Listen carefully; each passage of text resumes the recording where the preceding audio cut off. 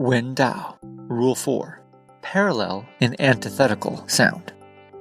Monosyllabic English and Classical Chinese are roughly split between long and short vowel sounds. Long vowel sounds are words that end in a vowel, sky, flaw, hu, bei, or end in voiced consonants. They're called ping, lab, dad, lag, jazz, rave, lathe, age. Short vowel sounds, on the other hand, end in unvoiced consonants and are called z, lap, tat, tack, lass, laugh, latch, path. English speakers are not taught this distinction because native speakers do not need to know the rule to produce the sound correctly, but writing English Jueju at this level requires one to hear it. Once you learn how to distinguish these vowel lengths, you are ready to restore harmony by following the same patterns as classical Chinese poets. Cold wind, short branch blows, brisk gust, dense limb flows, warm drops, wide eyes mist, new storm sweeps dust slow. When one can create a beautiful poem while following all of these rules, one would have passed the most difficult level of the Tang Dynasty imperial examination. Your poem's Li Yi would reveal you to be a true Jin Shi, a scholar poet the emperor could entrust with the responsibilities of governing. So in this section, we're going to be talking about Wen Dao again, but in this case, we're not talking about parallelism of the meaning. We're going to be talking about parallelism of the sound. And in classical Chinese poetry, that means we're going to be balancing vowel lengths. So let's get an example to really give you a good feeling for what this sounds like. So here's a poem by the poet Han Yu. He's really well known for how well he follows the rules of sound parallelism. So here it goes. 昔年都未有芳华，2月出京闲草芽，白雪却嫌春色晚，孤穿庭树作废花。 Now, that could also be chanted in a more like a song, also following the same rhythms or the same tones. 昔年都未有芳华，2月出京闲草芽，白雪却嫌春色晚，孤穿庭树作废花。 So for the English ear, it's a bit difficult to know what is the pattern that we're hearing here. But by, I think, the next 3 or 4 minutes, at the end of that, we'll have a very good idea about how this poem balances the yin and yang of sound. So what do we mean by the yin and yang? Well, you've probably seen this famous symbol on t-shirts, tattoos, and so on, something like this. A circle with 2 tadpoles in it and 2 eyes. Now, usually the one that's going down will be dark, and the one that's coming up will have a dark eye, something like this. So imagine that this represents lightness, a kind of light, dry, and so think of it as air. It's going to move up naturally, like a helium balloon. It's going to rise. This is wet and dark. It's naturally going to follow gravity and go down. But like a lava lamp, as this moves up and tilts over the center point, the pupil will start dilating, and that darkness will start growing and grow heavier, and then it's going to spin down. The same thing here, that lightness is going to expand, and eventually it will take over and it will lift it up. This is always moving. In fact, a more accurate depiction might be something that's all gray. You can't see anything at all because it's always moving. So this is just a static snapshot of how nature works, alternating between a dynamic relationship, not of opposites, but of 2 related forces. So that is called yin, which is the dark, and yang. So how does a poem reveal the pattern of harmony that balances the yin and yang of sound like Han Yu did? To do this, we have to switch over to English now. So how did Han Yu produce this balance between yin and yang in the sound of his poem? The answer actually begins before Han Yu lived. It goes all the way back to a little after the Han Dynasty, and so we're 4th, 5th century AD. And there was a prince by the name of Yue. He was one of the first converts in China to Buddhism, and he had practiced Buddhism with monks that came from India, and they were learning Sanskrit. And as they studied the Sanskrit language, they had to learn Sanskrit linguistics. And part of that training required them to think about the Chinese language differently because they were introduced to new concepts like vowels and consonants. Before the introduction of Buddhism to China, that distinction was unnecessary. There was no reason to know it. But as they studied mantra, the kind of chanting practice, and became familiar with these ideas, Yue started to hear something no one else had heard before. He started to hear that Chinese had tones. Maybe everyone knew this, but no one had really thought about it because there's no use for that knowledge. But he started hearing that tones were sometimes short, made the vowel short, and sometimes it made them long. Well, if you're a Chinese literati, a scholar in China, you would have been very familiar with the idea of yin and yang. So if you heard that language is broken up into different kinds of sounds, maybe there were yin sounds and yang sounds. If you wanted to, as you would apply Chinese philosophy to other things like cooking or city planning, martial arts, medicine, you could also apply it to poetry, which is to say, it is your job to bring harmony to the world. You either harmonize in your art, or you harmonize your food, you harmonize the body and medicine, and you need to harmonize language. So you need to bring a balance between yin and yang. You don't want too much yin, or there could be a problem. Too much yang is the same problem. So how do you bring it into balance? Well, all of a sudden, it was important to know what are tones, which words have this tone, which words have that tone, and then one could actually bring them into harmony and create a balance in language itself. Yue created what were the first kind of poetry rules for balancing sound of Chinese. He came up with 8 rules. These 8 rules are something we're not going to talk about in depth, but something like pingtou means if you start a poem with a yang tone, then you need to follow a certain pattern. If you start a poem with a yin vowel tone, you would need to follow a different pattern, right? This will tell you what you need to know in order to harmonize language. Okay, so I've already gave you the symbol of yin and yang. Often in Chinese poetry manuals, you will see 3 different symbols: black symbols, empty symbols, and a little target, which have both. This, as I mentioned before, the dark is yin. This is yang. And this is both. Or it means it can be either one.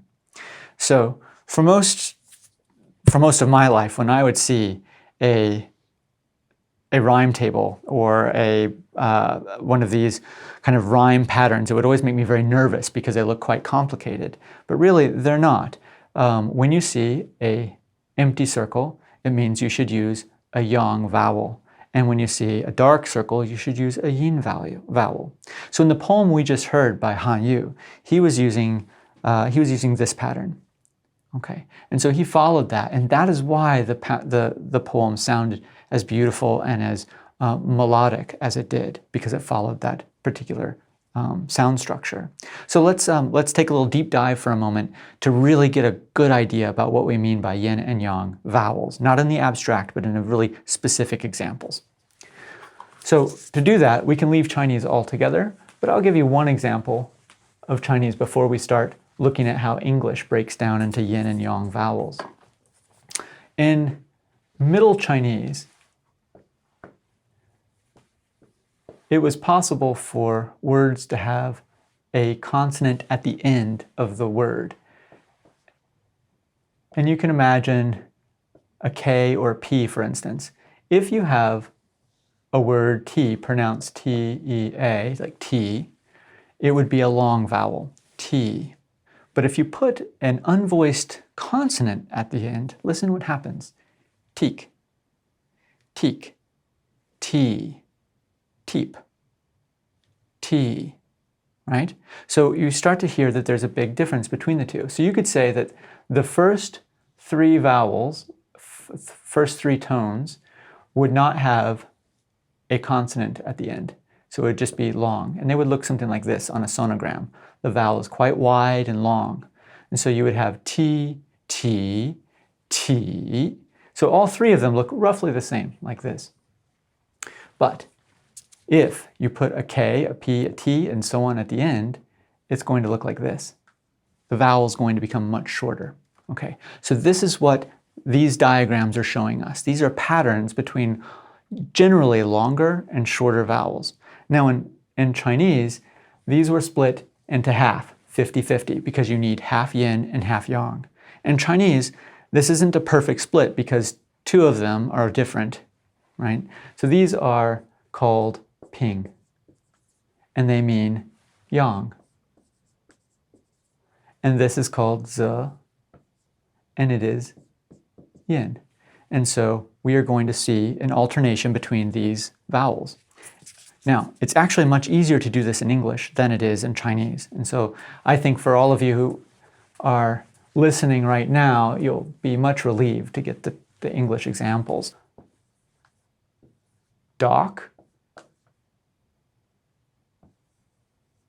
dog. You can say that out loud. Doc, dog.